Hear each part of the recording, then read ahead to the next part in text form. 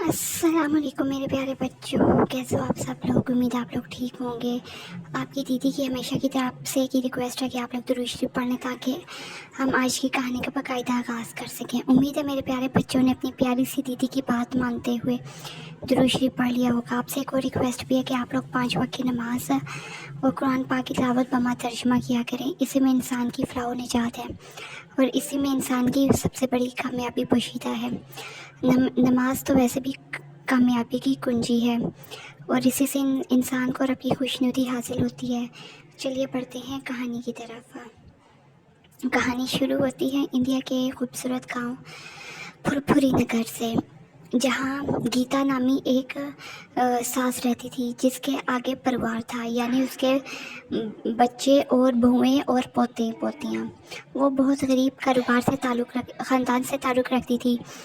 वो छोटा मोटा एक कारोबार करते थे चाय का, यानी उनका अपना चाय का ज़ाती ढाबा था। लेकिन उनके घर में कोई ढंग का फर्नीचर नहीं था, यानी चारपाइयाँ भी नहीं थी। उन लोगों के पास ना ही कोई बेहतरीन चीज़ थी जिससे वो अपना आप ढांप सके, मतलब उनके पास लिबास भी ठीक नहीं था और घर में कोई फर्नीचर वगैरह भी नहीं था। छोटे बच्चे थे, वो रात को रोते थे, उनको झूला देने के लिए भी कोई चीज़ नहीं थी। अब ये परिवार बहुत परेशान था। वो चाहता था कम से कम उनके पास 2-3 चारपाइयाँ ही बन जाएं और फ्रिज और कूलर पंखे का तो नामो निशान ही नहीं था। फिर उस परिवार को एक आइडिया आया। ये जो पुरानी टंकियाँ पड़ी होती हैं नीले रंग की पानी की कूड़ा करकट वाली जगह पे, इन्होंने वो टंकियाँ उठाई, उनको साफ़ किया अच्छी तरह से, सरफ़ के साथ सरफ़ लगाकर धोया और साफ़ हो गई। फिर उनको खुश किया। फिर उन्हीं से एक टंकी को काट कर फ्रिज बनाया, बीच में से उसका दरवाज़ा रखा और अंदर शेल्फ डालने के लिए लकड़ी के सहारे दिए, यानी कि लकड़ी के फट्टे रखे। पहला फट्टा, दूसरा उसके नीचे, फिर तीसरा उसके नीचे। इस तरह फ्रिज का भी इंतज़ाम हो गया। अब रही बात चारपाइयों की। उन्होंने वाटर टैंक को, ब्लू कलर के वाटर टैंक को बीच में से काटा और उसके ऊपर तलाइयाँ दे दी। अब तलाइयाँ दे दी और नीचे उसकी ईंटें रख दी। अब वो तो चारपाई क्या, वो तो बेड का काम देने लगा। बच्चे बहुत खुश थे अपने नए बेड पर सोकर। और अब रहा मसला वॉशिंग मशीन का।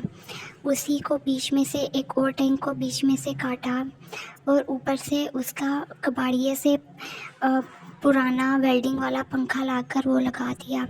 अब मशीन भी तैयार थी और उस मशीन को डंडे की मदद से चलाना पड़ता था। मशीन भी तैयार हो चुकी थी।